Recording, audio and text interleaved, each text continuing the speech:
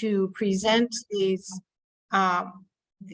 trainings to community health workers in particular, because I have found in my 10 years of doing health coach training that for healthcare providers that my best audience has always been the community health worker. They are by far the best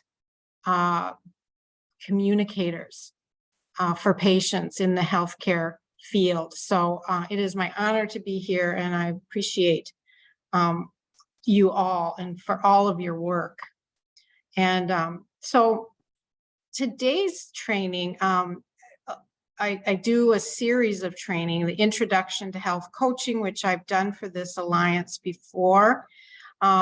This is, I also have a basics of nutrition training, and this one in particular, physical activity in the brain training. My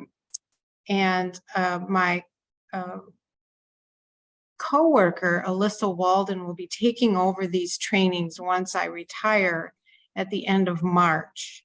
So you'll still be able to receive these trainings through Alyssa, and we'll provide our information at the end. Okay, physical, neurological, and psychological benefits of physical activity. That's what we're going to talk about today. Now, I have to qualify, I'm not an exercise physiologist or a physical therapist. I'm just providing some general information on the health benefits of exercise for the heart and the brain. You know, there's a lot of things going on in the body when we exercise, so many chemical reactions. I'm just going to give you a glimpse so that you can feel comfortable to encourage your clients to set an exercise goal. If there are more complicated issues around movement for your clients, they should be referred for more targeted help by a physical therapist or someone in that area. So we're going to talk about physical activity around the heart, a little bit on the heart and the circulation, but mostly we're going to talk about physical activity and how it relates to anxiety, depression, and chemical addiction. And then again, the disclaimer, everybody should consult with a primary care provider before starting any physical activity program. That's everybody knows, that's just common sense. Okay, so why are we talking about this still? Well, as a nurse, I've been talking about this to patients for decades, but still we're seeing that there's actually a decrease in physical activity in our country. And the latest CDC data shows that only 1 in 4 US adults and 1 in 5 high school students meet the recommended physical activity guidelines. And that's the minimum. I mean, that's a minimum amount of exercise. 31 million adults ages 50 or older are inactive, meaning they get no physical activity beyond that of daily living. Low levels of physical activity can contribute to our chronic diseases and even some kinds of cancer. And low levels of physical activity are associated with an estimated $117 billion in annual healthcare costs. So it's a real public health issue, as you may know. And this is a quote from the book, How Not to Diet by Dr. Michael Greger. It's becoming increasingly common for people to live a sedentary lifestyle and get little to no exercise.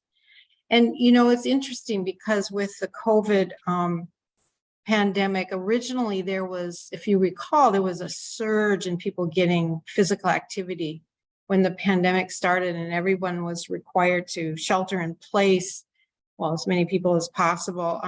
Everybody started to exercise. They go outside and exercise and get out of the house or apartment, but it now has decreased to levels below when the pandemic started.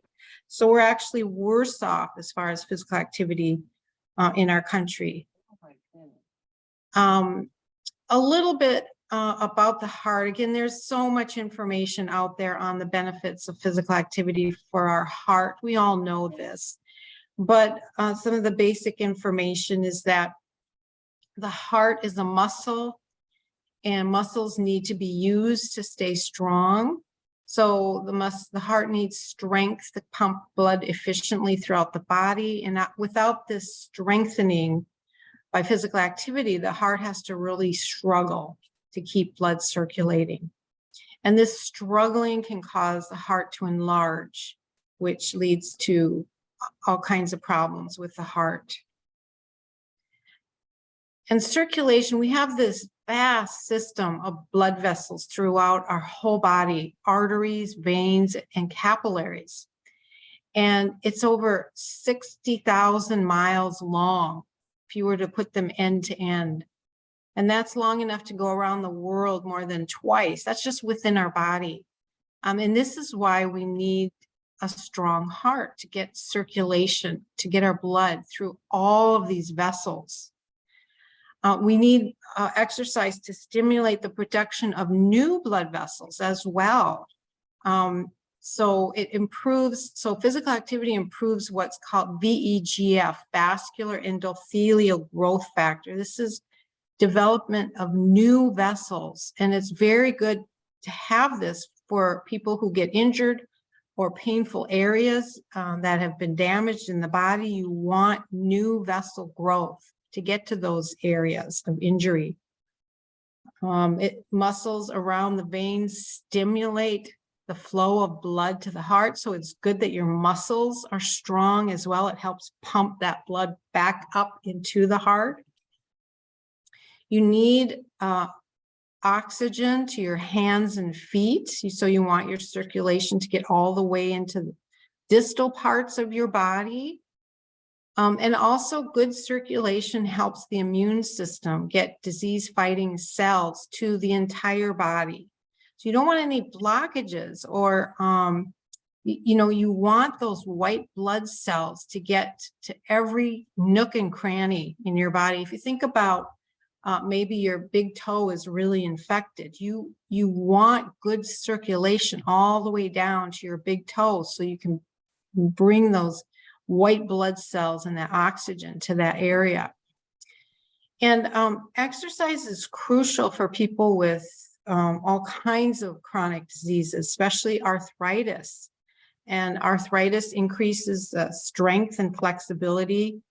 And it's why the Minnesota Department of Health has started this Walk with Ease program just for treating arthritis. It's so important with these chronic diseases. So it says here, this is a quote by the book Undo It by Dr. Dean Ornish. He says, even a single bout of exercise increases beneficial hormones that cause your arteries to dilate, meaning to open up, bringing more blood flow to your brain and everywhere else, reducing the biomarkers of inflammation. So it can help, physical activity can help our increase hormones that decrease our inflammation that can cause these diseases. And this is a 30-year study going on here in the US, which is looking at cardiovascular health of women.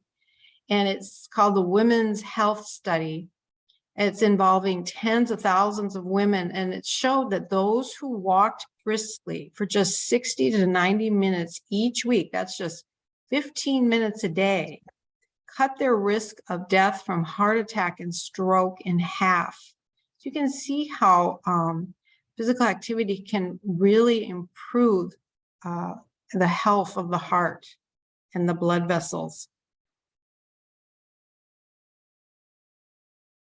And one doesn't often think of weight training as improving the heart and the circulation, but it actually does.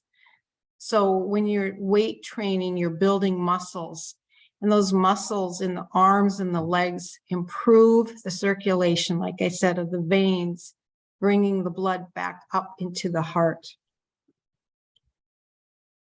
Okay, so let's talk about physical activity in the brain.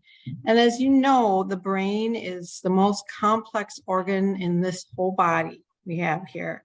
So I'm just going to give you a few examples of how exercise affects the brain and mental health, but in no way is this a comprehensive explanation of how the brain works. We could be here all day talking about the specifics of the brain. There's just so much going on physically, psychologically, chemically. But we will talk about these three mental health states: anxiety, depression, and chemical addiction. Now, just a note, there are some studies showing promising results regarding physical activity in states such as schizophrenia or bipolar disease. I would look those up if I were you, because there's some really interesting information out there on treating those conditions in a multiple of ways, but really utilizing physical activity and how it can improve those states. But we're not going to discuss those today because the research is still going on with those folks. Now, physical activity can't replace all medications and psychotherapy, things like that, for treating these conditions. But those conditions can be greatly enhanced by using physical activity in the therapy plan. Okay, so let's start out with talking about anxiety. Oh, there's two kinds of anxiety. Anxiety is a natural reaction to certain things that are happening in your environment. In the stress response, it can be acute anxiety, which is what we normally feel oftentimes throughout the day. It can be something challenging that we're facing, like an upcoming speech or a difficult conversation with your boss or a family member. And a bit of anxiety is not bad. It can actually sharpen our attention, so that you can meet the challenge. It can motivate us to, study and prepare. It can give us some energy, and it can even help our memory, improves our memory. So these are good things that can enhance your life and provide strength and confidence. However, if the anxiety is chronic and there's no real threat to the point where you can't really function normally, that's an anxiety disorder. A little adrenaline is good, but with this constant anxiety, it can do some damage to the brain. And here's some of the harmful effects of this chronic anxiety. Chronic anxiety strengthens the amygdala firing. Now, the amygdala is a part of the brain. It's called the panic button of the brain. And it's sort of your fight or flight section of the brain. And constant chronic anxiety strengthens this firing. Also, chronic anxiety reduces the level of serotonin and dopamine in the brain. And these are our feel-good chemicals. We don't want these decreased at all. And also it can prevent the regeneration of new brain cells, this chronic anxiety. And we'll talk a little bit about that brain regeneration in a little bit. And some of the harmful effects of depression on the brain. It erodes these neuron connections, these brain cell connections. And it actually can shrink the gray matter of the brain, and that involves attention, emotions, memory, and consciousness. So it also halts this brain regrowth as well. So, man, you want to treat depression right away so this doesn't get too horrific here. It's like in depression, you're in a deep hibernation and your brain just sort of shrinks down. So getting treatment right away is important if possible with depression.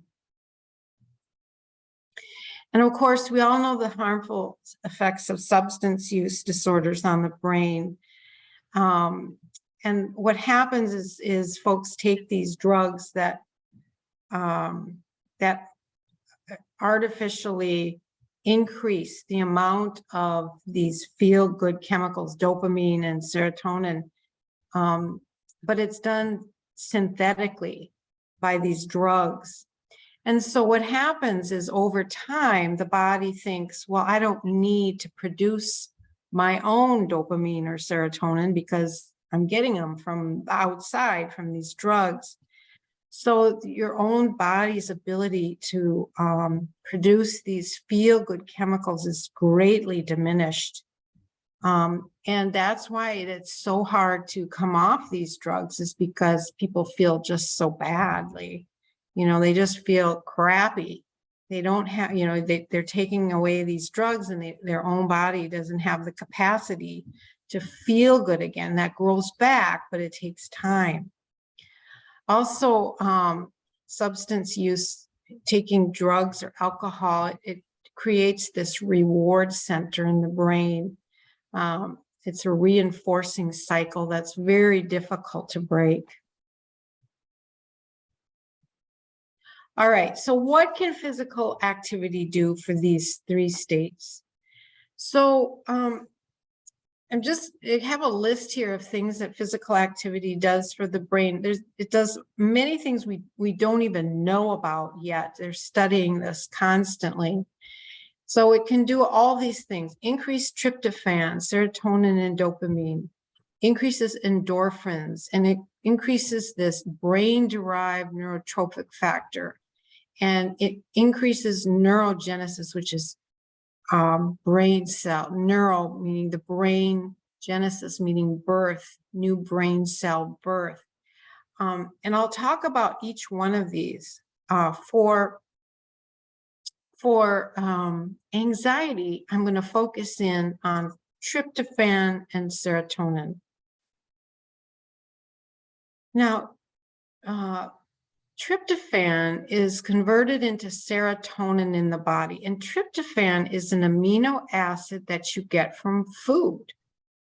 It's an essential amino acid, and physical activity increases the uptake of this tryptophan, so it can be converted into serotonin. So exercise enhances this whole process. And some of the foods that are really rich in tryptophan, these are some of the plant-based sources that include whole grains, leafy greens, nuts and seeds, beans and legumes. They have here mushrooms, broccoli, peas, all these amazing whole plant foods are rich in this substance, tryptophan. And I know you've probably heard about turkey increasing tryptophan in the body. However, the meats, it's showing that the body can have a difficult time converting it to serotonin. So what you really want are these healthy plant foods that are rich in tryptophan. Also a note that they tried making tryptophan supplements, putting it into a pill form, and it does work and does not work and can actually be harmful, just as an aside. So with physical activity, you can eat a really healthy diet, and then you exercise, and you can see that then this tryptophan is easily converted into serotonin, so the person feels a lot better. And why do we want more serotonin? Well, serotonin is considered the happy molecule, and it works on nearly every function of the anxiety circuitry. It stops that worry, the cycle of worry, and calms down the amygdala. So you can see here, it reduces aggression and calms us down and gives us an enhanced sense of safety, which is really important for those suffering from anxiety. Okay, again, exercise does all these things for depression. So tryptophan and serotonin is good for depression as well. But I'm going to focus a little bit more on dopamine and neurogenesis for depression, since we've already looked at serotonin. So dopamine is the motivational molecule, and it is especially important in depression. And dopamine is made in the brain and the gut. So again, the importance of a really good nutrition for a healthy microbiome is very important. But exercise can really boost the dopamine in the reward center of the brain. And it increases the dopamine storage so that you have enough dopamine in your brain to utilize whenever you need it. You need those shots of dopamine. And it also, physical activity can also trigger the enzyme that creates these receptors. Because in depression, the receptors diminish and are decreased. But with physical activity, the dopamine receptors are allowed to grow and increase. Physical activity can jumpstart this attention system that is rusty from disuse from the depression, and it can actually motivate taking more action to improve the situational circumstances that are often causing the depression.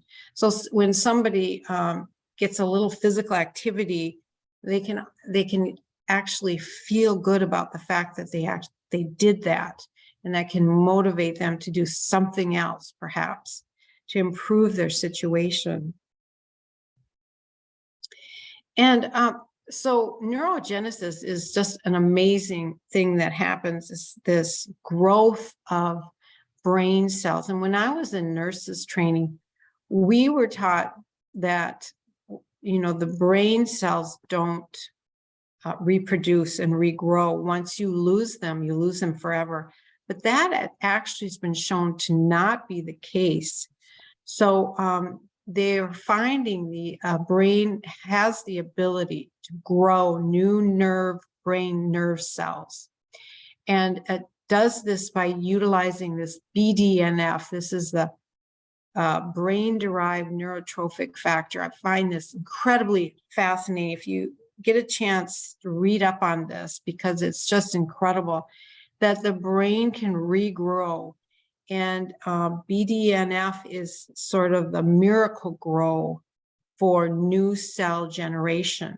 And how do you get this BDNF? It's antidepressants can increase BDNF, but so can other things like fasting, I guess, does this. And physical activity, exercise, increases it immediately. And the results appear to be better when you exercise regularly. So it's important that those with depression exercise regularly. As you can recall, in depression, our brain shrinks, but then this has the ability to regrow those cells back. And that's just an amazing thing to me, since, we were taught that never happened. Also, being outside in the environment stimulates the senses and can regrow brain cells, as can the social interaction. It's really important for those who are depressed, if they can force themselves out into socializing so that they can reconnect those cells. And again, all these things are happening and can help those with addictions. But I'm going to talk mostly about the increase in endorphins and the reprogramming of the reward center for addictions. So when you exercise, your body is releasing endorphins. Everybody knows this. We've heard about the runner's high.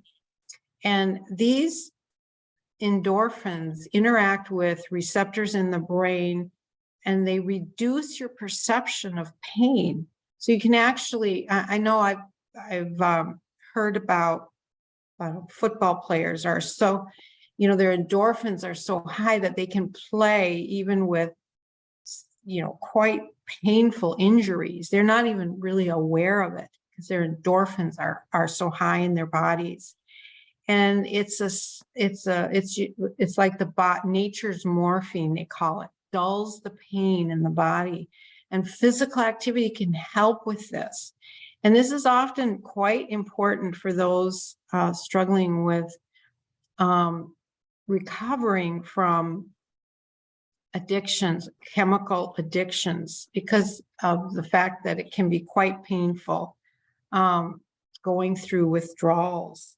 So physical activity can actually help with withdrawal symptoms, and it can help with the cravings as well. It can greatly diminish cravings for drugs and alcohol.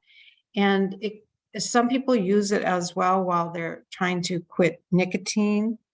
And it can also help cravings for sugar or food cravings. It just takes about 10 minutes of physical activity can dampen down some of these cravings. And so also physical activity can reprogram the brain. So with those with addictions, they need a different stimulus because, and this is why it's so hard to come off these drugs, is that reward center of the brain. There's this well-worn connection between taking the drug and getting that dopamine hit, taking the drug and getting that hit. So, so those who are recovering need to change that, reprogram that cycle. And so if they just turn to exercise or reach for the running shoes instead of the drug and get that physical activity going, then it can reroute those pathways that are so difficult to change. But it can happen. So some of the recommendations, the exercise recommendations for anxiety include moving the large muscles when first feeling anxious. And so oftentimes therapists will use this technique when they're working with clients who experience chronic anxiety. So anytime they start to feel a little bit of anxiety, they'll have them get up and march in place. So the large muscles are moving, and your body thinks you're doing something because of this anxiety. And it's a fight or flight. You have to do something when you're feeling anxious so that your body starts to relax a little bit, knowing that you've taken some action. And they'll keep having them do this often more than once. And oftentimes this will diminish the anxiety if you can catch it before it gets too out of hand. And exercising indoors at first, if somebody is anxious and a little maybe phobic of being out of doors, to work up to going outdoors as the anxiety lessens and they're increasing their physical activity. Panic attacks, once that panic attack starts, it can take up to 30 minutes of exercise to subside a panic attack, but it can happen. It just takes a bit longer for those chemicals to get circulating. And that routine daily exercise for anxiety is just a must for those suffering from chronic anxiety. It just dissipates a lot of that energy and that fear. The recommendations for depression is to increase physical activity immediately with the first sign of depression. And oftentimes that's a sleep disturbance. So The minute someone starts having some trouble sleeping, just start up on the exercise routine or increase the exercise immediately and to not stop. Again, you don't want that hibernation to set in where that brain starts to shrink. And, of course, get therapy and whatever else they need. But the recommendation for physical activity is to up it the minute you start to feel the first signs of depression. If you can, to ongoing, those who suffer from depression, again, should be doing this routinely. If possible. It's not an easy thing. When folks are depressed, it's the hardest thing to do is to get up and move. But again, because of what happens in the brain, it's crucial that they do. And to exercise outdoors and with others, very important for those with depression, if it's possible. Not easy. And then those with substance use disorders, even, like I said, even 10 minutes of exercise can blunt chemical cravings and symptoms of withdrawal. And 30 minutes vigorous exercise, at least 5 days a week, is recommended. And again, exercise with others, being out in nature is important. So, with all those three conditions, it's not necessarily a cure, but it can be part of a whole toolkit for staying on the right path for those who suffer from these conditions of anxiety, depression, and substance use. But for the general well-being of all of us, exercise is so important. And there was a 2018 review of 23 studies looking at 500,000 people. And this is ranging in ages from the old to the very young, covering a broad range of ethnic and socioeconomic groups. Found that exercise is strongly linked to happiness, no matter who you are, what your age, what your ethnicity is. And it didn't take much. Just 10 minutes a day of exercise was linked with being happier, these studies showed. And it's both aerobic exercise, where you're really getting your heart pumping, like running or walking, swimming, and stretching and balancing exercises were effective in improving happiness. Bless you. Again, a little exercise goes a long way. So there's 3 types of exercise. This is just a review. There's aerobic, where you're really getting your heart rate going. There's resistance training or strength training, and then there's stretching for flexibility. And the minimum recommendations for moderate intensity aerobic is about 150 minutes per week. That's 30 minutes a day. Now that's minimum. There's other groups recommend more than this, but this is just the minimum to be minimally healthy. So, or it's 150 minutes of moderate intense aerobic, or 75 minutes of high intense aerobic exercise, like running. Okay, so for muscle strengthening, at least 2 days per week. And then for stretching, at least 2 to 3 days per week for 5 to 10 minutes. And there's lots of information out there on muscle strengthening and stretching exercise, and it doesn't have to be expensive.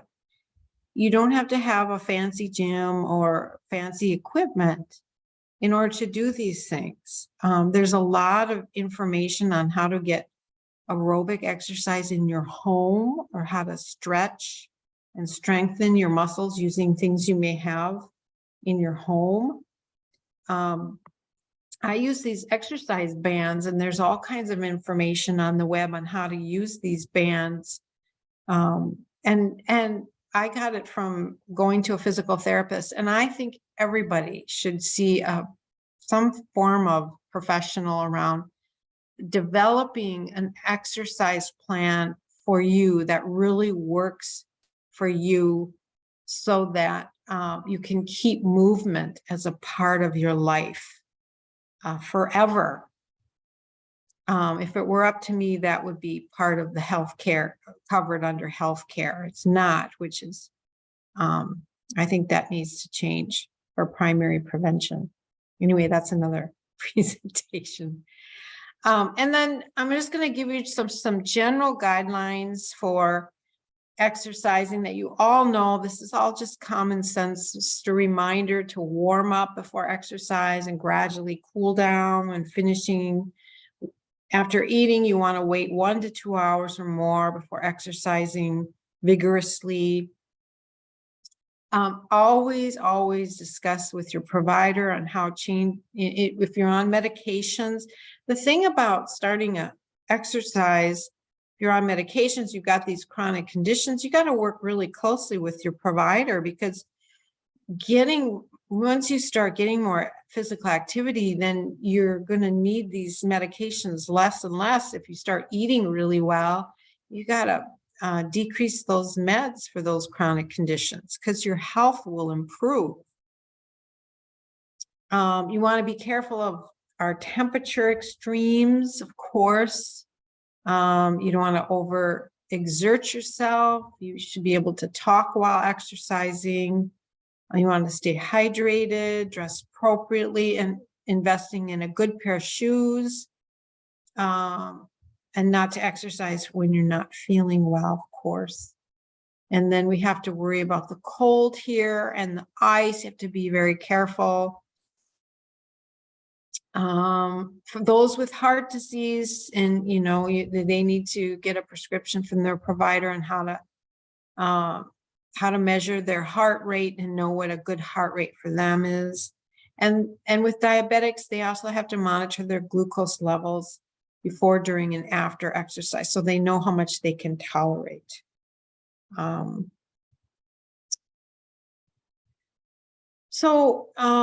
This is, many treatment and therapy organizations are adding physical activity equipment to their program planning. And this is some pictures of, we worked with a mental health daycare center in Hennepin County and helped them set up a room so that their clients who come there can get some physical activity in during the day, and have that part of their program planning.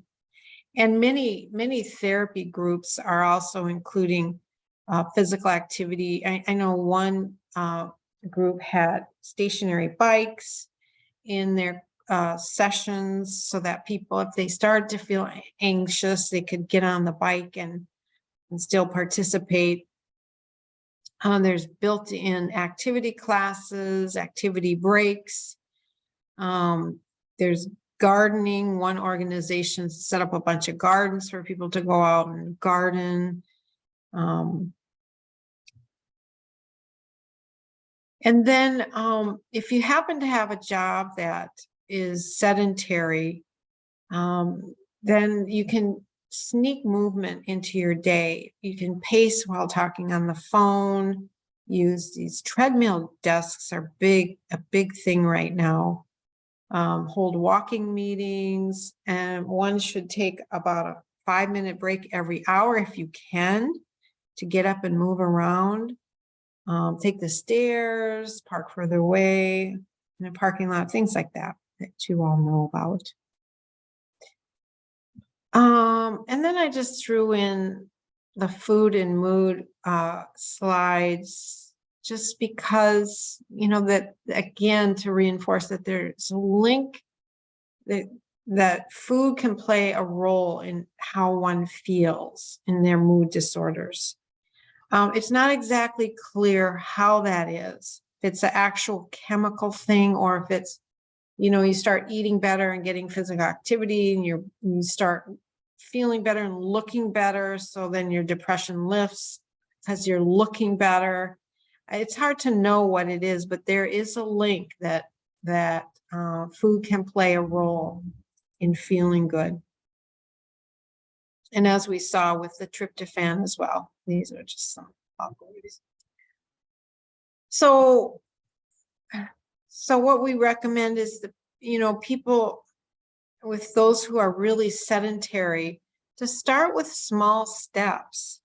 Not everyone loves to exercise. I wrote this in here that it's considered genetic. Those who are really athletic and love to do sports and stuff like that, they're different. Some people just do not love to do that. It's for me, I'm one of them. I'd rather sit and read a book, and it's hard for me sometimes to get up and move.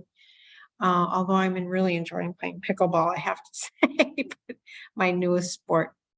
But not everyone is like that. And so it's important just to start small. And many people, the best exercise they could possibly do is walking, because it's so safe and it's easy to do, and you can walk anywhere. You can walk in place. And that it does get easier over time, but that it really does help. Physically, our heart, our circulation, and our mental state. And then again, just remember the health coaching strategies of, asking people what their most important health concern is. And if it happens to be physical activity, that's something that they want to work on. Go to the 4 questions. Well, tell me tell me everything you know about getting more physical activity for yourself. Okay. Where are you now with getting physical activity? Where do you want to be? Okay. How do you want to get there? And fill out an action plan for them. And then the readiness to change. Are they in the pre-contemplative state? Or are they thinking about it right now, but not really sure they want to set any goals yet? Or are they ready for action? Those are the review of the health coaching. And if you ever want to read more about this whole thing of physical activity in the brain, I would really encourage you to read the book Spark by Dr. John Ratey. I mean, it is just packed full of incredible research on the important effects of physical activity on the brain. And if you want a review of the health coach training, please let Alyssa know or myself know before the end of the month. And we're happy to present the health coaching introduction again, or the nutrition training, the basics of nutrition. Any questions out there? Now we can open up the floor for questions. Feel free to verbally ask your questions or pop them in the chat. Ooh, sorry. Oh, it's 4. Goodness. And here's my email address. And Alyssa, if you want to put your email address in the chat, that'd be great too. Should have put you on here. Sorry about that. No problem. I'll put it in there. Thanks. I had a question. You talked about somewhere in there anyway about rapid aerobic exercise, and I just wondered if just walking at a, I don't know, slow to normal pace, if that's still useful, or if you really need. Absolutely useful.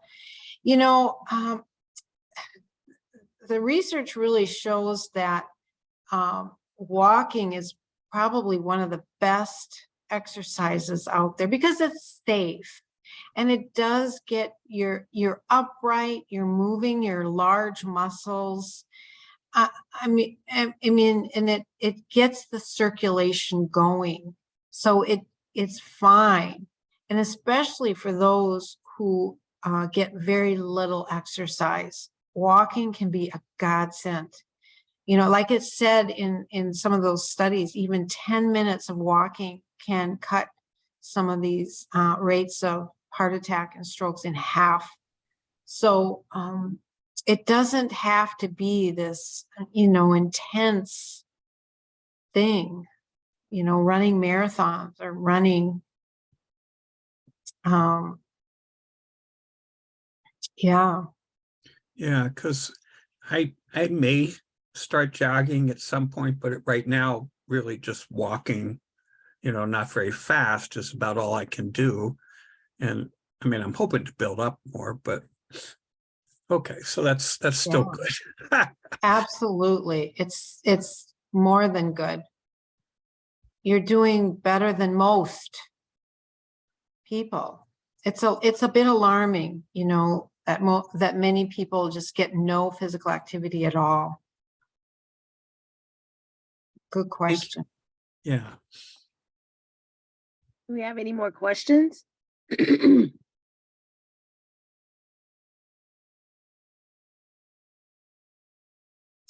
Well, thank you all so much again. Again, Angela, thanks. It was an honor to be here with you all. I just, just appreciate your good work. Absolutely. We thank you for your support and we thank you for your service. I've been to many of your training and it's always been informative and I take away a lot and I still utilize those 4 questions in my work when I'm doing That's great. so thank you very much. I'm going to Thank you stop all.